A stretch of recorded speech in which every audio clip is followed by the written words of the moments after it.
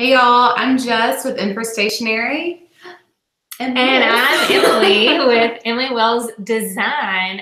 Jess, tell them a little bit about Infrastationery if they don't know already. Girl.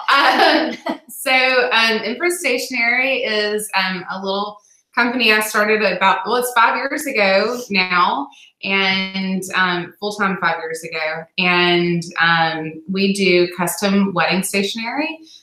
We also do social stationery like thank you notes. We also do return address stamps, and we do a lot of work with monograms. It's kind of become our hallmark, if you will. Your niche. My niche, because we don't know how to say it. I don't know how to say it. We've been talking a lot this morning about is it niche or is it niche? Apparently it's niche. 56% say niche. According to Instagram, 56% voted. But if you Google it, the dictionary will tell you otherwise. I don't know. Instagram polls don't lie. They don't lie. They don't lie. So yeah, that monograms are our niche. And Emily and I have shared a studio space for 3 of those years that I've been full-time, and it's been great as we both grow our businesses together. And yeah, that's pretty much Empress in a nutshell. Empress in a nutshell. Well, yeah, so I own Emily Wells Design. I specialize in branding and web design for creative entrepreneurs, and I'm just really passionate about teaching small businesses how to build their brand from the ground up. I firmly believe that your brand is so much more than just a logo, and so I like to give you those visual pieces, but also kind of teach you all the other stuff as well for how to just shining me. You're giving your whole mission statement. No, I'm not. My elevator pitch. But yeah, so like Jess said, she and I have shared a studio now for a couple of years, and it has been wonderful. You know, it's not every day that you come across someone that you can get along with so well and share space so well. You know, we're around each other every single day, and it's just been wonderful. And I feel like we have really looked out in that we have each other to share the space. You know, it's kind of like one of those roommate situations. Like, are we gonna trash out? Are we gonna end up hating each other? And we don't. No, she's in my wedding. Yeah, so it's I'll keep her around. Yeah. So yeah, so Jess and I have had multiple, well, actually, let me back up and say that probably every single day, unless it's like a full headphone day, Jess and I have these really in-depth conversations about small business, you know, about things that we're each working through. You know, we both have separate businesses, but, you know, with small business in general, there's a lot of, you know, a lot of common ground. A lot of common ground. And so we end up just having, really, I feel like it's like a mini mastermind that we have almost every single day. And every time we get into these like deep conversations, we're like, gosh, we should just, you know, pop on a video so that other people can be a part of this too. And, you know, put in their 2 cents and just kind of be a part of the conversation. And so we've talked about doing this kind of thing for so long. And we've also talked about the idea of a book club for so long because we got it together. Yeah, just because it would be just a very cool community, but, you know, where it's just like really interactive. And so that's what we are kind of going for. So I picked up this book, The E-Myth, by Michael Gerber a couple weeks ago and started reading it, and then came into the studio and said, Jess, you've got to read this, just because it's addressed so many things that she and I talk about pretty much every day. So she and I both started reading it and said, okay, well, let's hop on the camera and talk about this happen and get you involved as well. So we are going to go through today. We're going to go through chapters 1 through 5.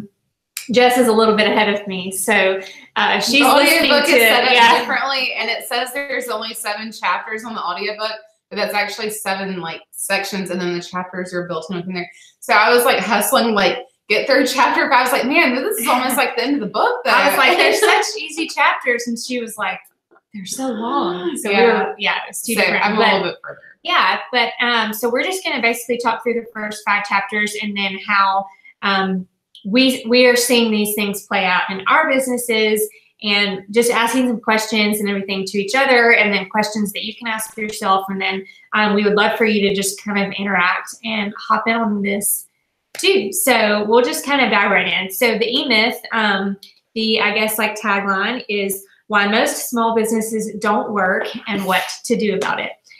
So Justin and I are both small businesses, and we want them to work. So. We do, but like, why? So, what drew you to this book?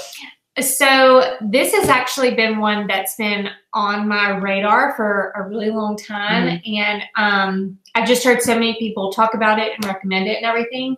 And for whatever reason, it just kept being pushed to the bottom of my list. So I decided to just pick it up and dive in. And now I know why everybody talks about it so much, because it's really, really good.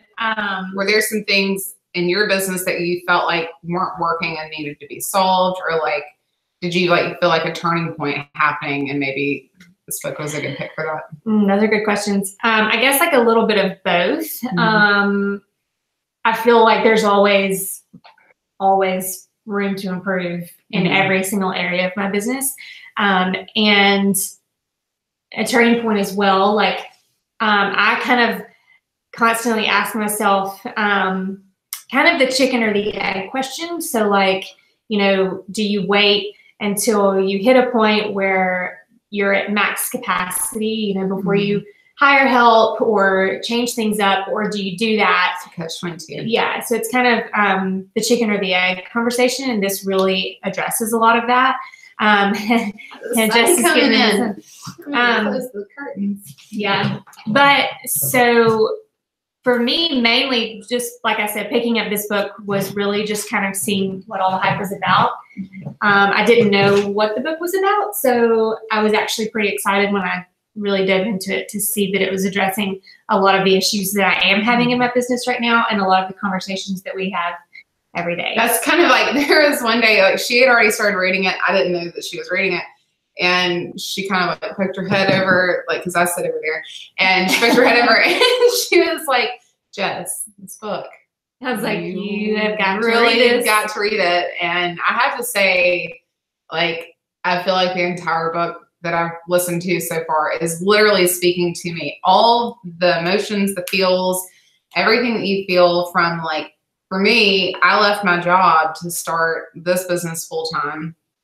And all the things that I thought it was going to be at the time, this book has walked me through all those emotions again. And I'm realizing, like, what a path it is to start a small business. And it's not an easy feat.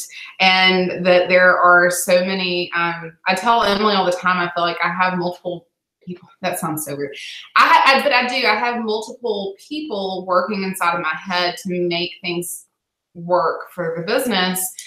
And it's a struggle. I mean, yeah, it's a constant struggle. And it's actually not weird at all. And it's exactly what, like, the first few chapters of the book is about. So I'll just get into that for just a second. So he basically says that we do have three people in our brains, like, at all times. It's the entrepreneur, the manager, and the technician. The technician is the one that does the craft. You know, it's the one that's designing invitations or designing the logo concepts. That workflow. It's basically like if you were at a job prior, it's what you were doing at that job. I was a technician. The tech work. For the previous years. Yeah. If you're a photographer, you know, it's shooting and editing.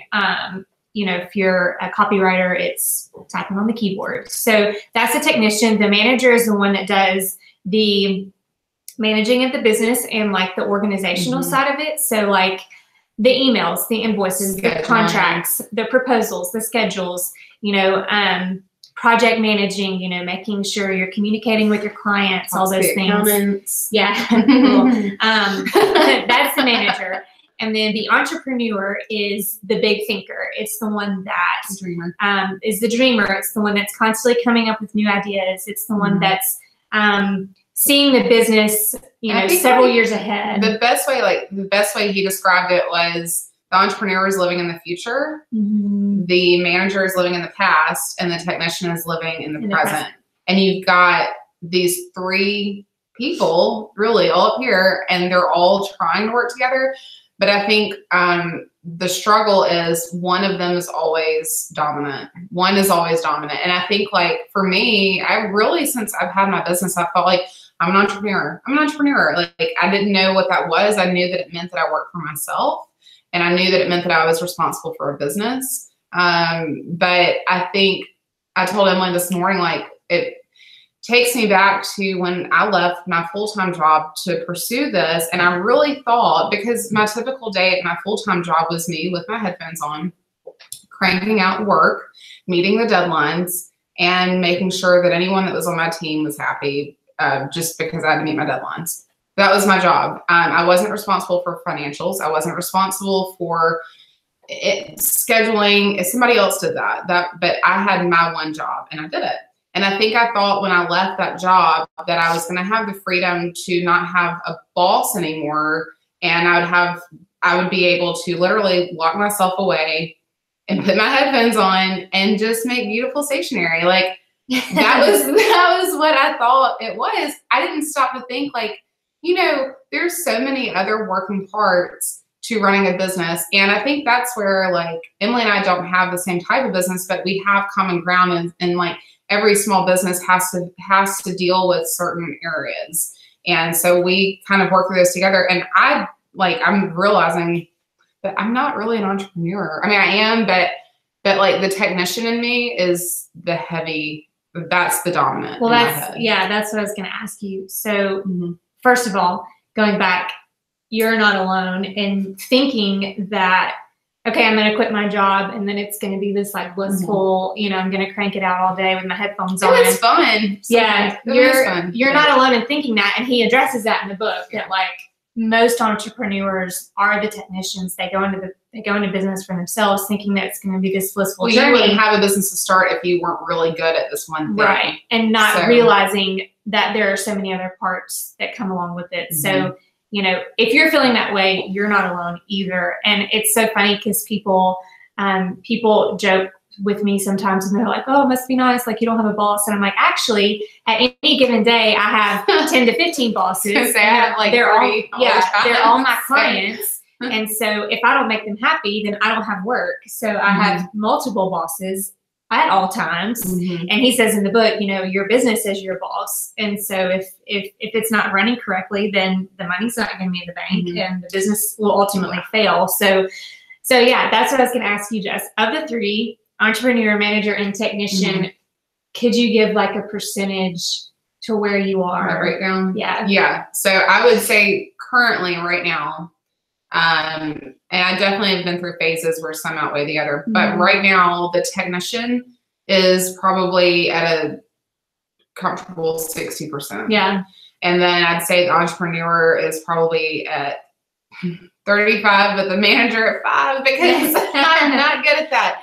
But for me, like my inner struggle is constantly churning out work and meeting deadlines. So that's technician. Technician does that.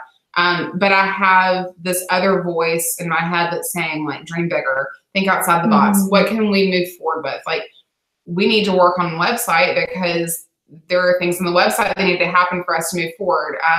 And I hear that voice and I actually would rather be doing those things than doing the constant day-to-day tasks. But I struggle because my clients are my number one priority. And so I want to make sure that they have what they need before I go work on big dreams. Yeah. And work on what I have in front of me. And that's what the book talks about. A technician, the technician lives for the work. Like you're living for that work and just churning it out. But the problem is, as you're doing that, burnout happens. And before you realize it, you're churning all this work and all of a sudden there is no work because who is moving forward?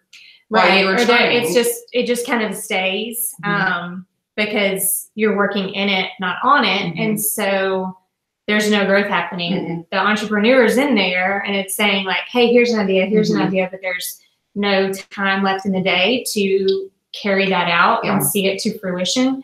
So I would say in my business, there's actually a more, a percentage for the manager just because I see that as like the day-to-day, like you're pretty good at emails, proposals. Yeah. I mean, and I'm not saying I'm saying I spend a lot of time on it. Mm-hmm. So I would say technician, maybe 40, manager, maybe 40, and then entrepreneur, maybe 20. And I'm with Jess, whereas those ideas are coming. Mm-hmm. They are popping in my head, and I can see it. I can visualize it.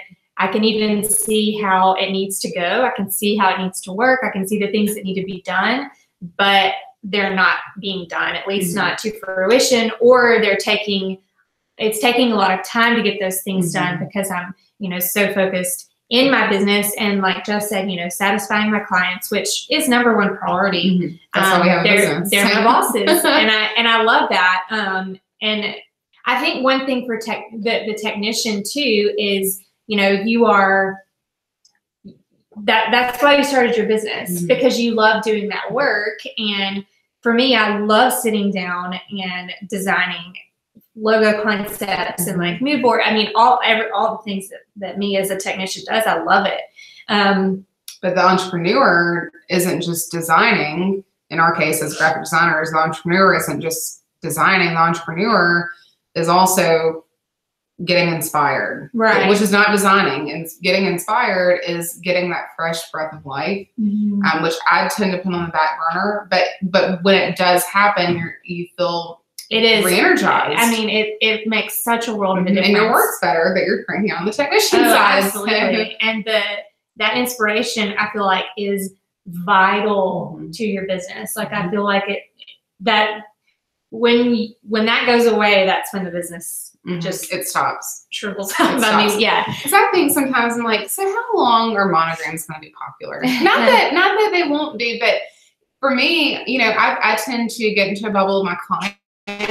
Really like what I'm doing. They see what we're doing on Instagram, and we kind of like churn in that same cycle for a while. And Emily knows, like, my struggle lately is wanting to venture outside of that and maybe explore some, different types of design, and just really generally getting inspired in different areas. And I feel like that's where my struggle is right now, is like, but I already have.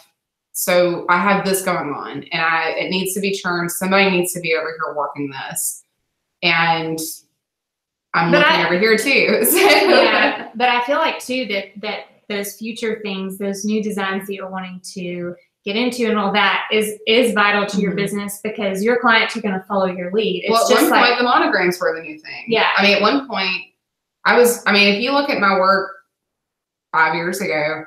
It's completely different. But that's like different. Yeah. That's like fashion. It's like mm-hmm. anything, like there's cycles really cool. to everything. Cool to look back on your old stuff. So. Yeah, it definitely is. It's like looking at a pair of bell bottoms. Like, really all right, we did that. At the time, I was rocking stuff. Yeah. So technician, manager, and entrepreneur. Mm-hmm. So he also in the book goes through the different phases, infancy, adolescence, and maturity. And basically, so I'll just go through them a little bit. Infancy is where the technician lives. It's if you're constantly just in it, just doing the work day to day, that's when there's no growth, there's no maturity happening whatsoever. So that's the technician is infancy. Adolescence is where you're bringing in help. So I guess you're adding in more of the manager. I reached adolescence with Emily. I needed help. You did. I needed help, and that's how we met. That's so funny. And then maturity is when the entrepreneur kind of is running the show or running. So I would say, again, it kind of flip-flops day to day. It's probably a lot of infancy just because I'm doing a lot of the technician work. I have days of adolescence because I guess I bring in help differently than you do. You have your assistant that comes in kind of daily, but I bring in like various people for different parts of my business. And then in my brain, I'm like constantly striving for maturity, and like I've got those maturity ideas, but I'm not carrying them out at least like they need to be. Right. Some of them are being carried out. It's just at a slower pace than I would like. So I have a couple of quotes that I wanted to read. Let's see. I highlighted them. I've been listening to the audiobook, so I've been like marking clips as I go. So if I look at my phone, it's not because I'm on Instagram. It's just for me looking at my clips. So these are just so good. These are from chapter 5, which is Beyond the Comfort Zone, where he is saying so chapter 3, he kind of goes through infancy, the technician. Chapter 4, he goes through adolescence. And then chapter 5 is like preparing you for the maturity stage. And he says, simply put, your job is to prepare yourself and your business for growth, to educate yourself sufficiently so that as your business grows, the business's foundation and structure can carry the additional weight. And I'm just like, that one was one of my clips. It's so simple, but yet it's so like profound, and it's without that growth doesn't happen. It doesn't happen. And then here he says, a mature company is started differently than all the rest. A mature company is founded on a broader perspective, an entrepreneurial perspective, a more intelligent point of view about building a business that works not because of you, but without you. And because it starts that way, it is more likely to continue that way. And therein resides the true difference between an adolescent company where everything is left up to chance and a mature company where there's a vision against which the present is shaped. And oh my gosh, that's just... Do you have a business plan? Have you ever like mapped out? I feel like I do that a lot, where I just like journal, like get it all down on paper, but I don't have like a set like 1 year, like, 3 year, 5 year. Yeah. Because I think like when I started my business, I had people ask like, have you done your business plan yet? And I was like I don't do that. And I think at the time too, the age that I was, and really, I mean, I think I just was honestly saying like, well, I can just do this. I mean, it's stationary. I can just do this. Well, and I'm sure at the time, right out of the gate, you were pretty busy. Mm-hmm. And so you were probably thinking like, it's working. Yeah, something I'm doing is working, and it'll always work, and I'll just, keep doing this. And I think now the thing that keeps ringing in my head, and like this book is kind of like pounding in my head, is a business plan. Like, where do I want to be? What do I see myself doing in 10 years from now? Because I feel like that plan makes the day-to-day make so much more sense. It gives you that common goal. And I think for me, like I do have an assistant that's now with me 3 days a week. And she needs something to work towards too. Like, where does she see herself in the big picture, which is a huge part of what I've read is talking through hiring help and what that looks like. And I think that was why I was like, you gotta read this book, because, because where I am with my business now is I never would have guessed that I would have been here 5 years ago. This is all kind of like unplanned. And I'm thinking like in 10 years, like, do I want to keep just like saying it'll work, or do I want to have a defined plan? And I think like I'm at the point now, like I want the plan.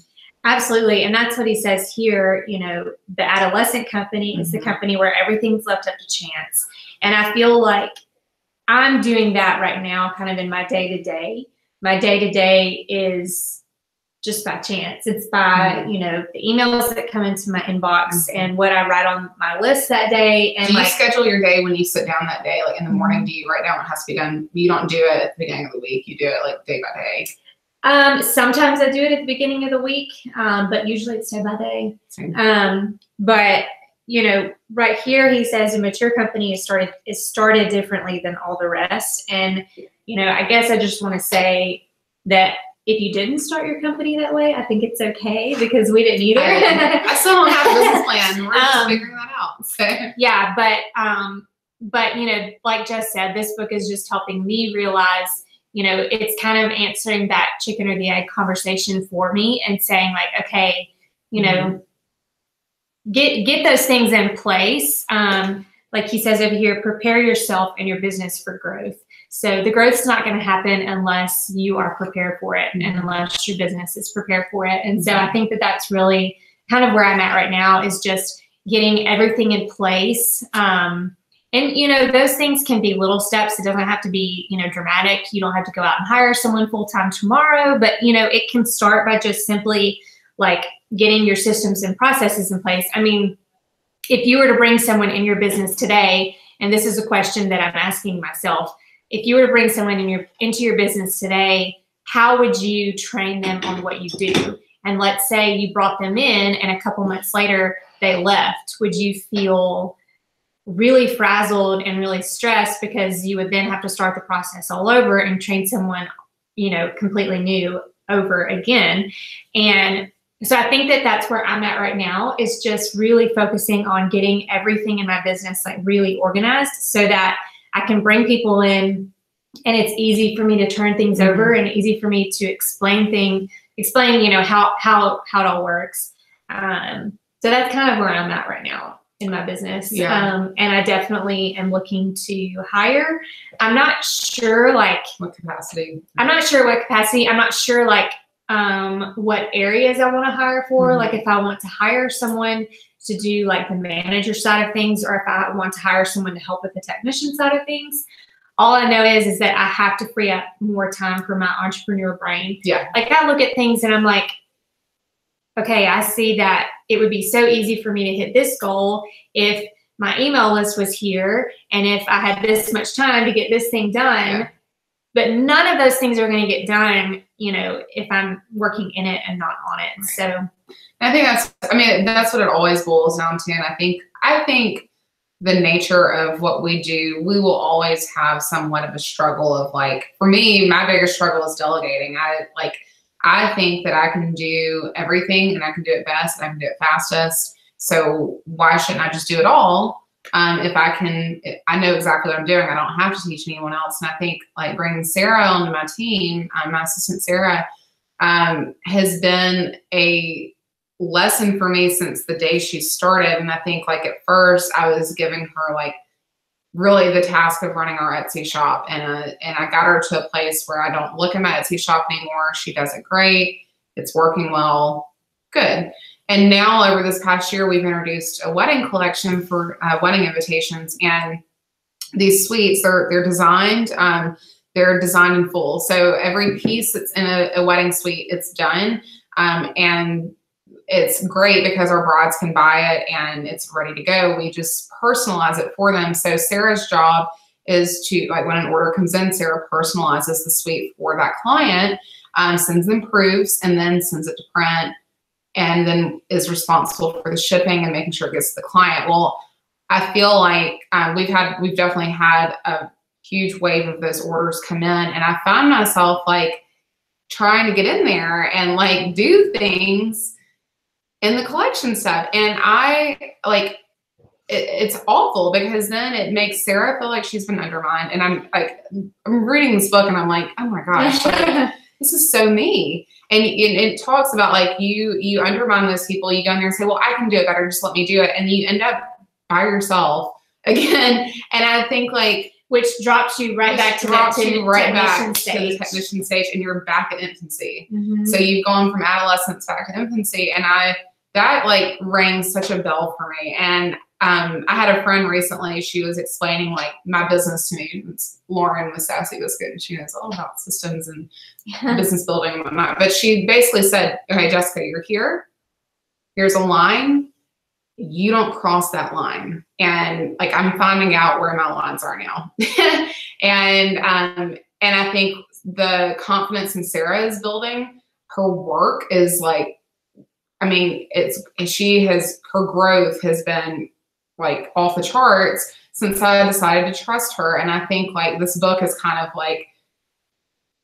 just saying you're doing the right thing. You've got to let those people grow, and you have to give them the chance to grow and build your systems of training people. So when we're ready to bring on a second person to do design work, we have that framework built. We know how that works, and we're ready to say, okay, great, let's train you and let's get you ready. Because that's the goal. That's the goal of business. It's not going to always just be us. We have a growing team, because then we're freed up to be entrepreneurs, and we can dream big, and we have the time. I can't tell you, this past week was the first week that Sarah was 3 days, because she was just Tuesdays and Thursdays before. And now I even Insta storied about this on Friday. Typically my Fridays are a nightmare because I'm shipping everything out at the end of the week. Making sure that everybody has their proofs by the end of the week before the weekend starts. this past Friday, I went shopping. I ate tacos with my sister. I went to Target. Like all the things that I used to do on Fridays, I got to do again. It's been a really long time. And that's because Sarah was here for those 3 days. I trusted her with the tasks that needed to be done. And they were all done. Thursday, we left the studio and we were caught up. And I can't tell you, like, it hasn't happened in a long time. So it was so great. And I told myself, I was like, this is what happens when you trust your team and when you know that they can do it, you don't undermine them. And I think like that's where this book has spoken to me the most, is because I know I'm in the adolescence phase and I'm like so ready to be in the maturity phase. Yeah. So I'm like, okay, now let's do a business plan. 5 years down the road, we're doing a business plan. And I don't know. I think like if you're at the same place in your business that I am, if you've had like an intern for a long time, if you've had an assistant and you kind of struggle with like moving things off your plate, like, you know, you need to move it off your plate, but you have a hard time doing it. This is such a good book for you. Like really, really is. Yeah. Yeah. So, that is chapters 1 through 5. We have loved it so far. Next we're going to do 6 through 10. Yep. And so we will come back and chat more about that. Jess is like, do you want to film tomorrow? So yeah, so whenever I get to 10, maybe tomorrow, we will hop back on and chat more about this. But we're going to put a link in the video below so that you can purchase this book if you would like and hop on and read along with us. If you don't read along with us, just get it anyways and read it at your own pace, because it's really, really amazing. And you know, this growth, these different stages, it can look different for everyone. It can look different for every business. You know, if you just started a year ago, 6 months ago, like, I don't want you to be intimidated by this whole idea, because it can look different for every business. You know, you can hire, maybe your first step is getting an intern that works for college credit that you don't pay. Maybe your step is hiring someone online to take off one little piece of your business and you pay, you know, $20 a week. Like, it doesn't have to be this overwhelming thing. We just want all of you to get to the entrepreneur stage. That's where we're all really, really wanting to go. So yeah. Anyways, this has been so much fun. And book club. So if you have recommendations of books we should do after this one, totally. Yes. We're gonna keep rolling. Jess and I are both really big readers, both like business books and then like fun books as well. So we do have to take. I will say, like, we have conversations sometimes. I'm like, are you like reading for fun, or are you reading something for business? Because you do have to kind of take a break. It can kind of be a mental overload sometimes. But I feel like certain books, like this one, is like gripping. Like you can't really put it down. There's been other ones before too, and I think it is definitely a cycle. But make sure you read fun things too, so you kind of keep your. For sure, that's really important. Yeah. Sometimes you have to go on a low information diet. You're just like soaking everything that you've already taken in. Yeah. And just let that simmer for a second. And then you can read a fiction book and dream and go to Paris or go wherever you want to go in your book. That's where Emily goes. That's where I go when I read fun books. I go to Paris. I go to England. Yes, you do. I do. I go to England. I go to castles. Lately, right now, I'm reading. What's your fun book right now? I just finished The Nightingale. That's a good one. I read that one last year. That was a good one because that was Frenchy, but it was World War II. Yeah.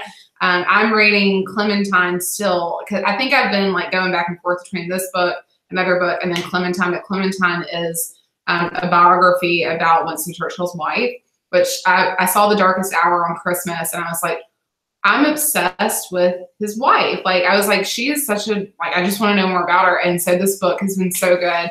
And I'm at the part right now where it's World War II, and which I love anything about World War II. So,